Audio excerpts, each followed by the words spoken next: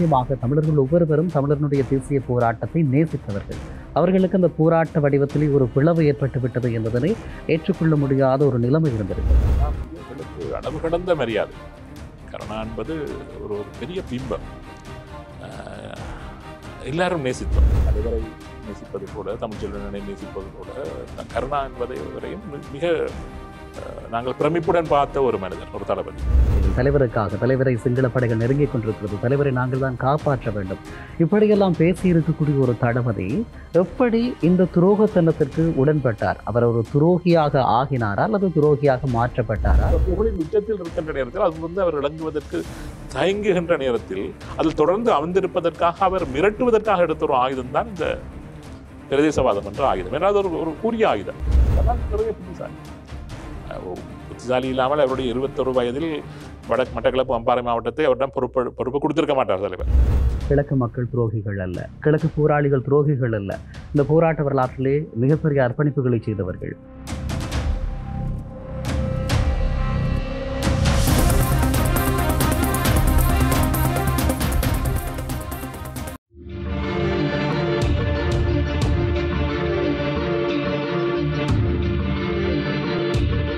வணக்கம், இது சக்கரவியூகம். வார்த்தையின வாழ்கொண்டு கருத்துக்களோடு மோதுகின்றலாம். தமிழர் தேசிய போராட்டத்தினுடைய ஒரு கருப்பு புள்ளியாக கருதப்படுகின்ற கருணா புலிகள் பிளவினுடைய மிக முக்கியமான விடயங்கள் தொடர்பாக கடந்த தொடர்களிலே நாங்கள் பேசியிருக்கிறோம். எங்களோடு மூத்த ஊடகவியலாளர் திரு நிராஜ் டேவிட் அவர்கள் நிறைய விடயங்களை பகிர்ந்திருக்கிறார். இப்போதும் தொடரலாம். வணக்கம் திரு நிராஜ் டேவிட் அவர்களே. வணக்கம் பிரியங்கா. மீண்டும் சந்தித்திருக்கிறோம். குறிப்பாக சொல்லிக்கொள்ள வேண்டுமாக இருந்தால், கருணா புலிகள் பிளவு கால பகுதியில் நீங்கள் அந்த மண்ணிலே செயலாற்றிக் கொண்டிருந்த ஒரு ஊடகவியலாளர். இந்த செய்தியை அறிந்தவுடன் உங்களுடைய மனநிலை எப்படி இருந்தது? நிச்சயமாக தமிழர்கள் ஒவ்வொருவரும் தமிழர்களுடைய தேசிய போராட்டத்தை நேசித்தவர்கள். அவர்களுக்கு அந்த போராட்ட வடிவத்திலே ஒரு பிளவு ஏற்பட்டு விட்டது என்பதனை ஏற்றுக்கொள்ள முடியாத ஒரு நிலைமை இருந்திருக்கும். உங்களுடைய மனநிலை எப்படி இருந்தது? எப்படி அதனை நீங்கள் சுதாகரித்துக் கொண்டீர்கள்? அந்த நேரத்தில் இரா துரட்னம் ஒரு சிரேஷ்ட ஊடகவியலாளர். அவர் இலங்கை தமிழ் ஊடகவியலாளர் ஒன்றியத்தின் தலைவராக இருந்தவர். அதைவிட கிழக்கிழங்கை செய்தியாளர் சங்கத்தினுடைய தலைவராகவும் அவர் அந்த நேரத்தில் இருந்தவர். இலங்கை தமிழ் ஊடகவியலாளர் ஒன்றியத்தினுடைய செயலாளராக நான் இருந்து கொண்டிருந்தேன். முதல் வாரத்தில் ஒரு நாள் அவர் என்னை தொலைபேசியில் அழைத்திருந்தார். ஒரு இரவு, ராஜ் அவசரமாக ஒரு விஷயம் பேசணும் வாங்க. நான் மோட்டர் சைக்கிளில் அவர் வீட்டில் செல்கின்றேன். அவர் வீட்டிற்கு வெளியே இருட்டான ஒரு இடம், அதில் கதிரையில் அவர் இருந்து கொண்டிருக்கிறார். அவருக்கு முன்பு கதிரை இருக்கின்றது. நாங்கள் மாலை வேளைகளில் நாங்கள் அதிலிருந்து அந்த இடத்திலிருந்து பேசுவோம். நிறைய விடயங்கள் பேசிக்கொள்வது வழக்கம். ஏன்னா அவர் அந்த இடத்தில் இருந்தார். நான் போய் இருந்து பார்க்க அவர் அழுகிறார். அவருடைய 2 கண்களாலும் கண்ணீர் வந்து கொண்டிருக்கின்றது. அவர் கருணா இல்லோ என்று ஒரு ஏன்னா கருணா மீது எங்களுக்கு அளவு கடந்த மரியாதை. கருணா என்பது ஒரு பெரிய பிம்பம். எல்லாரும் நேசித்தோம். அது வடக்கு ஊடகவியலாளர்கள், கிழக்கு ஊடகவியலாளர்கள் என்று இல்லை. தலைவரை நேசிப்பது போல, தமிழ்ச்செல்வனை நேசிப்பது போல, கருணா என்பதை வரையும் மிக நாங்கள் பிரமிப்புடன் பார்த்த ஒரு மனிதர், ஒரு தளபதி. கிழக்கினுடைய அடையாளம். நாங்கள் வடக்குக்கு செல்கின்ற நேரத்தில், வன்னிக்கு செல்கின்ற நேரத்தில் கருணாவினுடைய மாவட்டத்திலிருந்து வருகின்றோம் என்றதற்காகவே நாங்கள் நேசிக்கப்பட்ட போற்றப்பட்ட சந்தர்ப்பங்கள் எல்லாம் நாங்கள் உணர்ந்திருக்கின்றோம். கருணா இந்த அமைப்பில் இருந்து பிரிந்து விட்டார் என்ற செய்தியை அவரால் ஜீரணித்துக் கொள்ள முடியவில்லை. அவர் சொன்னதும் என்னாலும் அதை தாங்கிக் கொள்ள முடியவில்லை. உண்மையிலே நடுங்கி விட்டோம். அப்போ அந்த செய்தி இவர்தான் அன்று இரவு தமிழலை என்று கிழக்கிலிருந்து வெளிவந்து கொண்டிருந்த ஒரு பத்திரிகையினுடைய அன்றைய இரவு பொறுப்பாளராக, செய்திக்கு பொறுப்பாளராக இவர் செய்தவர். ஏராளமான சர்வதேச ஊடகங்களுக்கு அவர் செய்தியாளராக இருந்திருக்கின்றார். ஆனால் அன்று இரவு கிழக்கில் இருக்கின்ற எல்லா ஊடகவியலாளர்களும் பிரிந்து அந்த செய்திகளை பொறுப்படுத்தி செய்வது வழக்கம். இவர் அந்த செய்தி இவருக்கு தான் முதலாக அந்த பிளவின் செய்தி அனுப்பப்பட்டிருக்கின்றது. இவர் தன்னுடைய அந்த ஊடக தொடர்புகளை பாவித்து அந்த நாளிலே எந்த ஊடகத்திலும் அந்த செய்தி எல்லா ஊடகங்களுக்கும் அனுப்பப்பட்டிருந்தது. அது வராதவாறு இவர் தடுத்துவிட்டு இவர் கரிகாலன் தான் அந்த செய்தியை அனுப்பியிருக்கின்றார். கரிகாலனுக்கு அன்று நானும் இவரும் இருந்து தொடர்பு கொள்ளுகின்றோம். இவர் தான் பேசினவர். இது விடாதீங்க, இது ஓகே, இது ஒரு உணர்ச்சி வசப்பட்டத்தில் எடுத்துட்டீங்க, இதை தடுத்து நிறுத்துவோம், இது நீ செய்யக்கூடாது, இதை நிறுத்துவோம் என்று. அவர்கள் இல்லை இதான் முடிவு, இதை நீங்கள் அனுப்புங்கள் என்றெல்லாம் அவர் கூற தொடங்கி விட்டார். இப்போ எங்களால் அன்று இரவு நாங்கள் அவருக்கு இருந்த அந்த நட்பு வட்டத்தை பாவித்து அவர் அதை ஓரளவுக்கு தடுத்து நிறுத்திவிட்டார். ஆனால் அடுத்த நாள் அதை சிங்கள ஆங்கில ஊடகங்களுக்கு அவர்கள் அனுப்பிவிட்டார்கள். அது செய்தி வெளியிலே வந்துவிட்டது. இதுதான் நாங்கள் அறிந்த முதலாவது சந்தர்ப்பம். அது எங்களால் உண்மையிலேயே நம்ப முடியவில்லை. என்றால் எங்களுக்கு ஒரு கம்பீரம் இருந்தது. ஒரு முப்படைகளையும் வைத்திருக்கின்ற ஒரு இனமாக நாங்கள் இருக்கின்றோம். எங்களுக்கென்ற ஒரு கட்டமைப்பு, அந்த கண்ணியத்துடன் ஒரு ஒரு எங்களை காத்து கொண்டிருந்தவர்கள் மிக மிக கண்ணியமானவர்கள். அவர்களுடன் பழகுகின்ற நேரத்தில் அவர்களுடைய அது எங்களுக்கு பிரமிப்பாக இருந்தது. அந்த சமாதான காலம்தான் அவர்களுடன் பழகுவதற்கு எங்களுக்கு சந்தர்ப்பம் கிடைத்திருந்தது. அது எங்களுக்கு பிரமிப்பாக இருந்தது. எங்களுடைய அடையாளமாக, எங்களுடைய இருமாப்பாக, எங்களுடைய ஓர்மமாக பார்க்கப்பட்ட அந்த பிம்பம் உடைக்கப்பட போகின்றது என்ற ஒரு ஒரு சந்தர்ப்பம் அது. எங்களால் அதை இனி எல்லாம் முடிந்தது என்றுதான் நாங்கள் நினைத்தோம். என்றால் கிழக்கு மாகாணத்தினுடைய படையணி என்பது 6000 போராளிகளை கொண்ட படையணி. வன்னிக்கிழமுனைகளில் கிழக்கு மாகாண ஜேந்தன் படையணி என்றால் எதிரிகள் நடுங்குகின்ற ஒரு உளவியல் தாக்கத்தை ஏற்படுத்திய படையணி அது. மற்றவர்கள் கூறுகின்ற நேரத்தில் கூறுவார்கள் ஜேந்தன் படையணி என்றது விட்ரோ இல்லை என்று.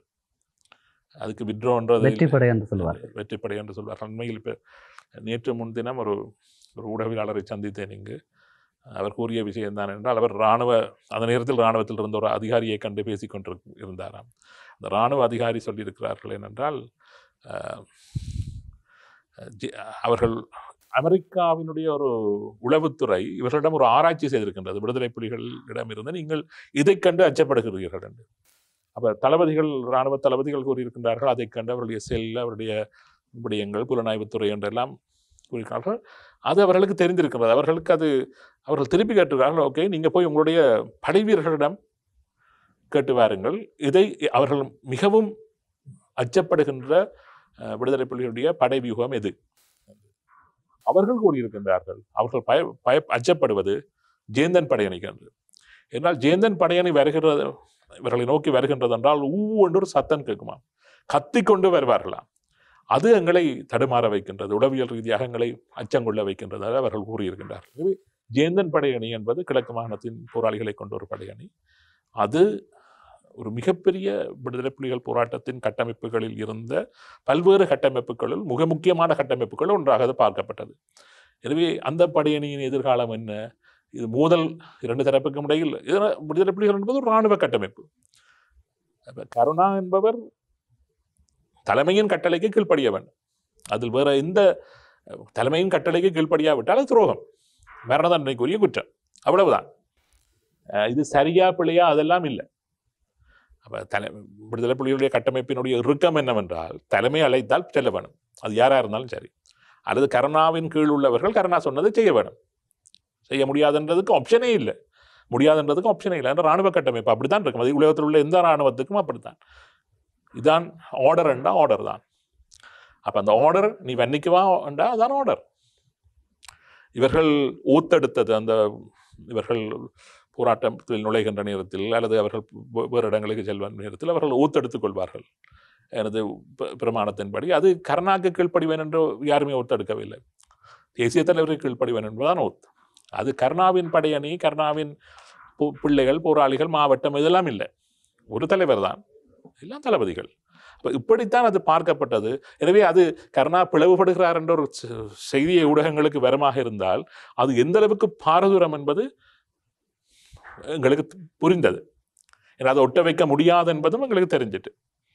அப்போ அதனுடைய பாரதூரம் எங்களுக்கு விளங்கியதால் நாங்கள் உண்மையே அதிர்ச்சி அடைந்திருந்தோம்.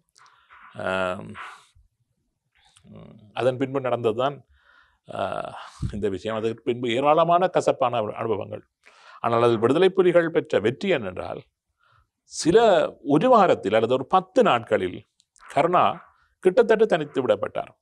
கருணாவில் அருகில் இருந்த அத்தனை தளபதிகளும், சிறப்பு தளபதி ரமேஷ் ஆகட்டும், கரிகாலன் ஆகட்டும், அரசியல் துறை பொறுப்பாளராகட்டும், குயிலின்பன், ஜேந்தன் படையணியின் தளபதியாக இருந்த ஜியாத்தன், தியாமோகன், அவரை சூழ இருந்த ராம், எல்லா முக்கியமான தளபதிகளும், ரமணன் முக்கியமாக இராணுவ புலனாய்வு பிரிவின் பொறுப்பாளராக இருந்த விடுதலை புலிகளுடைய இராணுவ பிரிவின் பொறுப்பாளராக இருந்த ரமணன், இப்படி சிரேஷ்ட தளபதிகள் அத்தனை பேருமே கருணாவை விட்டு வன்னிக்கு போய் தலைமையிடம் தங்களுடைய உணர்வை காட்டிவிட்டார்கள். இது இரண்டுக்கும் இடையில் அதே போன்றுதான் கருணாவிடமிருந்து மட்டக்களப்பை மீட்ட அந்த அதிசயமும் வெறும் 2-3 நாட்களுக்குள் நடந்தது. வெறுகல் சம்பவம் என்று சொல்வார்கள் இல்லோ, வெறுகளில் கருணாவின் படையணி ரஜினுடைய கருணாவின் சொந்த அண்ணனுடைய தலைமையில் போயிருந்தது. ஜெயந்தன் படையணி அல்ல, விசாலகன் படையணியும் அன்பரசி படையணியும் ஜான்சன் மோட்டார் பிரிவும் அவர்கள் போய் அங்கே நின்றிருக்கிறார்கள். வெறுகளுக்கு இப்பொழுது பாலம் இருக்கின்றது, முதல் பாலம் இல்லை. வெறுகளுக்கு அங்காலே வணியில் இருந்து வந்த படையணிகள் கதிரவழி பிரதேசத்தில் அப்பொழுது கூட நாங்கள் நம்பவில்லை இவர்களால் பாலத்தை கடந்து வந்தால் இந்த படையணி ஒரு மூர்க்கமான படையணி. ஆனால் வெறும் ஒரு இரவுக்குள் சில மணி துளி நேரத்திற்குள் அந்த இடத்தை நாங்கள் அடுத்த நாள் காலையில் நாங்கள் செல்லுகின்றோம். சண்டை நடந்து அடுத்த நாள் காலம்புரை செல்கின்றோம். முழு இடங்களிலும் வணிகள் இருந்து வந்த கிழக்கு மாநிலத்தைச் சேர்ந்த போராளிகள் நிற்கின்றார்கள். கௌசல்யன் சிரித்துக் கொண்டு எங்களை வரவேற்றார். முதல் நாள் இருந்த படையணி எங்கே என்ற நேரத்தில் அவர்கள் பெற்றாரிடம் ஒப்படைக்கப்பட்டு கொண்டிருக்கின்ற காட்சியை நாங்கள் பார்க்கின்றோம். அந்த அந்த அந்த 31 நாட்களுக்குள் நடந்த அதிசயங்கள் என்பது மாற்றங்கள், ஒவ்வொரு நாளும் மாற்றங்கள், ஒவ்வொரு நாளும் ஏதோ ஒரு காட்சி மாற்றங்கள் அந்த பிரதேசத்தில் நிகழ்ந்து கொண்டே இருந்தன. என்னுடைய வாழ்க்கையில் மறக்க முடியாத அந்த காலம் என்றால் அந்த காலகட்டம் தான். மரணத்தை விட மரண பயம் கொடியது என்பதை நேரில் பார்த்த காலகட்டம், ஓடி ஒழித்து திரிந்த காலகட்டம், என்னுடைய சக உதவியாளர்களை பலி கொடுத்த காலகட்டம், மாவட்டத்தை விட்டு ஒழித்து ஓடுவதற்கு காரணமாக இருந்த ஒரு காலகட்டம். எனவே அது துக்கம் இருந்தது, ஏக்கம் இருந்தது, பிறகு வெற்றி பெருமிதம் வந்தது, அதன் பின்னர் ஓர்மம் வந்தது, பின்னர் ஒளித்தோட வேண்டியும் வந்தது. என்னுடைய பிரத்யேக ஊடகத்துறை வரலாற்றில் நான் ஒரு நல்ல ஜேர்னலிசம் செய்த ஒரு காலகட்டம் என்று அதை கூறலாம். உங்களுடைய கேள்விக்கு நான் திரும்பி வருகின்றேன்.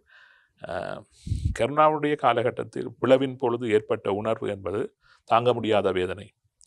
அந்த வேதனையை மேவுவது போல அவருடைய துரோகம் மறைக்கப்பட்டு அழிக்கப்பட்டு அந்த கரை நீக்கப்பட்டது என்பது ஒரு மகிழ்ச்சிகரமான திருப்திகரமான ஊர்மத்தை ஏற்படுத்தக்கூடிய ஒரு உணர்வை தந்த ஒரு சம்பவம்.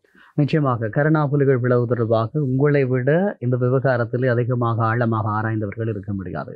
இப்போது இருக்கக்கூடிய ஒரே ஒரு கேள்வி, கருணா என்று சொல்லக்கூடியவர் தமிழீழ விடுதலை புலிகள் அமைப்பிலே மிக முக்கியமான ஒரு தளபதி, தமிழ் மக்களாலும் தலைவராலும் நேசிக்கப்பட்ட ஒருவர். அவருடைய இந்த பிளவுக்கு முன்பதான ஒரு சில பேச்சுக்களை பார்க்கிற போது உங்களுக்கு தெரியும், பிரான்சிலே அவர் பேசியிருக்கக்கூடிய விடயமாக இருக்கலாம், ஆட்சேர்ப்புக்காக மகளடி தீவு, அரசடி தீவு போன்ற பிரதேசங்களில் பேசியிருக்கக்கூடிய வார்த்தைகள், தலைவரை சிங்கள படைகள் நெருங்கிக் கொண்டிருக்கிறது, தலைவரை நாங்கள் தான் காப்பாற்ற வேண்டும், இப்படியெல்லாம் பேசியிருக்கக்கூடிய ஒரு தளபதி எப்படி இந்த துரோகத்தனத்திற்கு உடன்பட்டார்? அவர் ஒரு துரோகியாக ஆகினாரா அல்லது துரோகியாக மாற்றப்பட்டாரா? அவர் தானாகவே துரோகியாகிவிட்டாரா? 2 பதில்கள் இருக்குது பிரியங்கன். ஒன்று, நான் சற்று முன்னர் கூறிய பதில். விடுதலை புலிகள் அமைப்பு என்பது ஒரு இராணுவ கட்டமைப்பு. கமாண்ட் தலைமையினுடைய கட்டளையை நீங்கள் ஏற்காவிட்டால் அது மரண தண்டனைக்குரிய குற்றம். வன்னியிலிருந்து அந்த கமாண்டை அதனுடைய வீரியத்தை சொல்வதற்கு கூறுவார்கள், உங்களை நீங்களே சுட்டுக்கொள்ளு கமாண்ட் வந்தால் நீ செய்ய வேண்டும் என்று. விடுதலை புலிகள் அமைப்பினுள்ளேயே தன்னுடைய சொந்த தந்தையை சுடுவதற்கு கட்டளை வாங்கி துரோகம் செய்த தன்னுடைய சொந்த தந்தையை சுட்டு கொன்ற தனியர்கள் எல்லாம் இருக்கின்றார்கள். அது பெரிய வரலாறு. எனவே கருணா தலைமையினால் அழைக்கப்பட்டு அந்த அழைப்பை அவர் நிராகரித்திருந்தால், அதுக்கு மறுப்பு தெரிவித்திருந்தால், தலைமையினால் எழுப்பப்பட்டவர்களுக்கு எதிராக துப்பாக்கி தூக்கினால், அவர்கள் எடுத்த அந்த சத்திய பிரமாணத்தை மீறினால் மரண தண்டனைக்குரிய குற்றம் அது துரோகம்தான். அவர்களுடைய பார்வையில் துரோகம்தான். இதே போன்று ஏராளமானவர்களை துரோகிகளாக நிர்ணயித்தவர் தான் கருணா. எனவே அந்த துரோகம் என்ற வரலாறு, அது என்னதான் நியாயங்கள், வாதங்கள், பிரதிவாதங்கள் இருந்தாலும், தலைமையினுடைய கட்டளையை ஏற்காத ஒருவன் ஒரு இராணுவ கட்டமைப்புக்குள் அவன் மரண தண்டனைக்குரிய குற்றவாளி. அது துரோகம்தான், துரோகமாகத்தான் அது அவர்களால் பார்க்கப்படும். அது அந்த அமைப்பினுடைய வட்டம், அவர்களுடைய அந்த ஸ்ட்ரக்சர். அவர் ஏன் அந்த நிலைக்கு தள்ளப்பட்டார் என்பது எங்களை போன்ற ஊடகவியலாளர்கள் அது ஏதோ ஒரு அனாலிசிஸ், அதை நாங்கள் ஆய்வுக்குட்படுத்தினால், கருணா என்பவருக்கு கருணாவோட சிரேஷ்ட தளபதிகள் நிறைய பேர் இருக்கின்றார்கள், அல்லது கருணாவினுடைய தரத்தில் இருக்கின்ற தளபதிகளே நிறைய பேர் இருக்கின்றார்கள். வெளியிலே எங்களுக்கு தெரியாத கருணாவோட முக்கிய வகிபாகம் வகிக்கின்ற தளபதிகளும் இருந்திருக்கின்றார்கள், எங்களுக்கு தெரியாது வெளியில் இருக்கின்றவர்களுக்கு. ஆனால் அவைகள் எல்லாரையும் கடந்து அந்த ப்ரெஸ் கான்ஃபரன்ஸில் தலைவர் செய்த அந்த முதலாவது ஒரு பெரிய ப்ரெஸ் கான்ஃபரன்ஸ், சர்வதேச ப்ரெஸ் கான்ஃபரன்ஸ், அதிலே தலைவருக்கு அருகில் கருணா உட்கார வைக்கப்பட்டதுக்கு வெறுமனே கருணாவினுடைய திறமை மாத்திரம் காரணமல்ல. போராட்டத்திற்காக தங்களை அர்ப்பணித்த ஆயிரக்கணக்கான கிழக்கு மாகாணத்தினுடைய கிழக்கு மாகாண போராளிகளுடைய பிரதிநிதிகளாக, கிழக்கு மாகாண மக்களுடைய பெற்றாருடைய பிள்ளையாக அவர்களை அங்கீகரித்துத்தான் அவர் பக்கத்தில் கருணாவை உட்கார வைத்திருக்கின்றார். கருணாவை விட ஏராளமான களங்கள் கண்டு தன்னுடைய காலை இழந்து அவயவங்களை இழந்த தளபதிகள் பாலராஜன் உட்பட எத்தனையோ பேர் இருக்கிறார்கள். ஏன் பொட்டமானை உட்கார வைத்திருக்கலாம், அதை விட சொர்ணம் அவர்கள் இருக்கின்றார்கள். ஆனால் கருணாவை உட்கார வைத்ததற்கு அந்த கிழக்கு மாகாண போராளிகளுடைய அர்ப்பணிப்பை தலைவர் அங்கீகரித்ததன் ஒரு வெளிப்பாடுதான் கருணாவினுடைய அந்த போராட்டம். முற்றுமுழுதாக அரசியல் சார்ந்த ஒரு விடயம்தான் ஆஸ்லோவிலும் சுவிட்சர்லாந்திலும் வேறு இடங்களில் நடந்த பேச்சுவார்த்தைகள், பேங்காக்கிலும் நடந்த பேச்சுவார்த்தைகள். அதற்கு கருணா போக தேவையில்லை. விடுதலை புலிகளால் பயிற்றுவிக்கப்பட்ட நூற்றுக்கணக்கான கல்விமான்கள் இருக்கின்றார்கள் போராளிகளாகவே வெளிநாடுகளில். அவர்களில் யாராவது லாயர்ஸ் இருக்கிறார்கள், துறைசார் வல்லுநர்கள் இருக்கின்றார்கள், சர்வதேச ராஜதந்திரம் சம்பந்தமாக துறைசார் வல்லுநர்கள் இருக்கின்றார்கள். எத்தனையோ பேரை அவர்கள் டாப் லெவலில் படிக்க வைத்திருக்கின்றார்கள். இன்று கூட அவர்கள் ஒயிட் ஹவுஸிலும் வேறு MI6 இருக்கிற அவர்களால் பயிற்றுவிக்கப்பட்ட ஒரு ஆளை நான் உண்மையில் சந்திக்க வேண்டியிருந்தது. எனவே அவர்களெல்லாம் விடாமல் கருணாவை அனுப்பியது என்றால் இந்த அங்கீகாரத்திற்காகத்தான். இந்த அங்கீகாரங்கள் கருணாவை ஒரு புகழின் உச்சத்திற்கு கொண்டு சென்று விட்டது. புகழின் உச்சத்திற்கு கொண்டு சென்ற அந்த புகழின் அந்த சிம்மாசனத்தில் இருந்து இறங்கி வர கருணாவினுடைய மனம் சம்மதிக்கவில்லை. அப்படி இறங்க வேண்டிய ஒரு நிலை அவருக்கு அங்கு உருவானது. என்னென்றால், போராட்டத்துக்குள் நான் போராட்டத்திற்குள் இருக்கவில்லை, நான் துவக்கை கூட தூக்கி பார்க்கவில்லை. அதில் கூறுவார்கள், அதை அணுகி ஆராய்கிற நேரத்தில் அவர்கள் கூறுவார்கள், அவர்கள் காத்திறக்கிற என்ற ஒரு சொல்லாடலே அவர்கள் அடிக்கடி பயணிப்பார்கள். காத்து கலட்டப்படுறாங்க.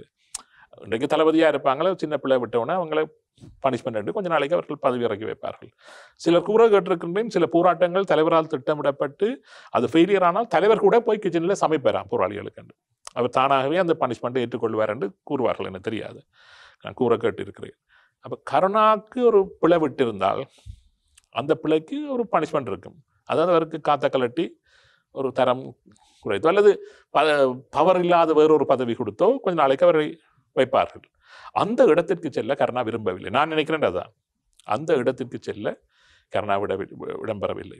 இயக்கத்தை பொறுத்தவரையில் ஆயுதங்கள் மிக முக்கியம், பணம் மிக முக்கியம்,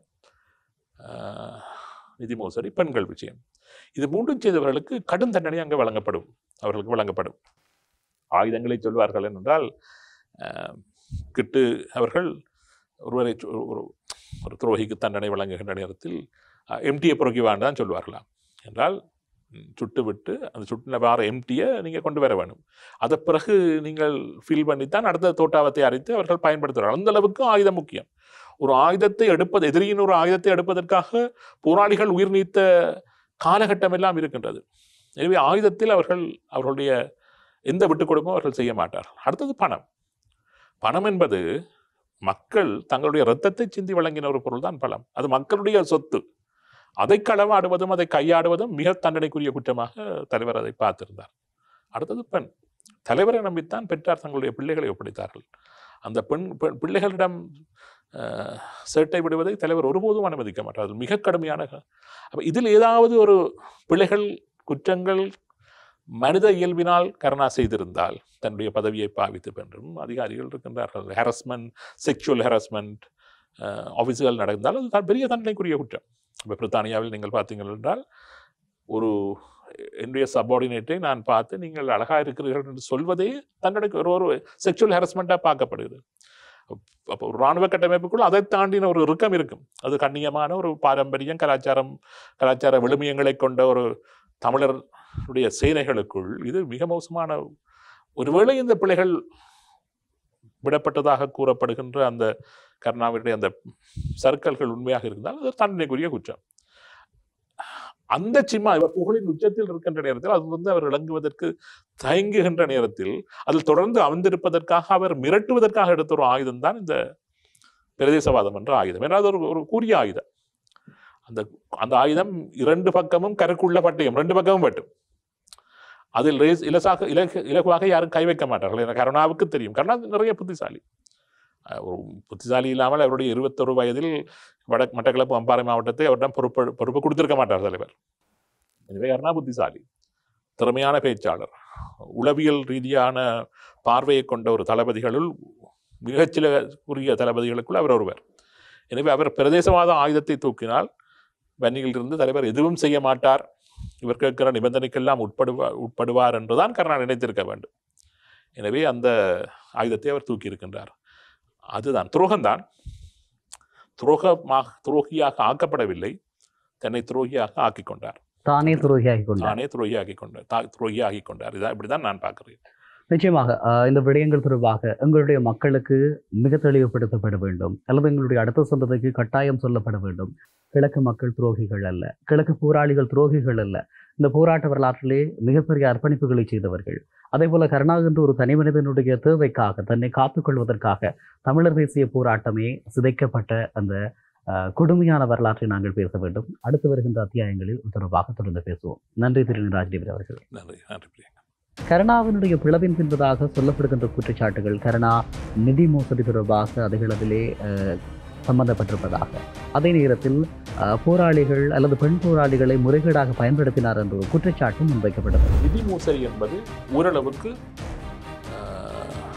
ஏற்றுக்கொள்ளப்படக்கூடியதாக இருந்தது. ஏனென்றால் அந்த நேரத்தில் கிழக்கு மாகாணத்தில் அந்த பண வேட்டை என்பது இதற்காகத்தான் பணத்தை எடுக்கிறோம் என்று இல்லை. மட்டக்களப்பிலே தேசிய தலைவர்களுடைய புகைப்படங்கள் இருக்கின்ற வீடுகளில் தன்னுடைய புகைப்படத்தையும் அருகில் வைக்க வேண்டும் என்று ஒரு கட்டளை இடப்பட்டதாக சில கருத்துக்கள் இருக்கிறது. பொதுவாகவே தேசிய தலைவருடைய படம் மாத்திரம்தான் இருக்கு, அல்லது முக்கியமான மாவீரர்களுடைய புகைப்படங்கள் அருகில் எங்காவது இருக்கு. மிக விரைவாக யாரும் எதிர்பார்க்காத நிலையில் அந்த போராளிகள் மீட்கப்பட்டது. குறிப்பாக தேசிய தலைவருடைய ஒரு கட்டளை இருந்தது, அங்கே எதிரே இருக்கக்கூடியவர்கள் எதிரிகள் அல்ல, அவர்கள் மீட்கப்பட வேண்டிய போராளிகள் என்ற ஒரு வாசகம் பயன்படுத்தப்பட்டதாக சொல்லப்படுகிறது. வெறுகள் களமுனை என்பது ஒரு அதிர்ச்சிகரமான களமுனை. நடுவில் 6 வெறுகளின் அந்த பக்கம் திருவண்ணாமலை எல்லை மாவட்டம், இந்த பக்கம் மட்டக்களப்பு மாவட்டம். மட்டக்களப்பிலிருந்து நினைக்கிறேன் 53 கிலோமீட்டர், நகரத்திலிருந்து 53 கிலோமீட்டர் தொலைவில்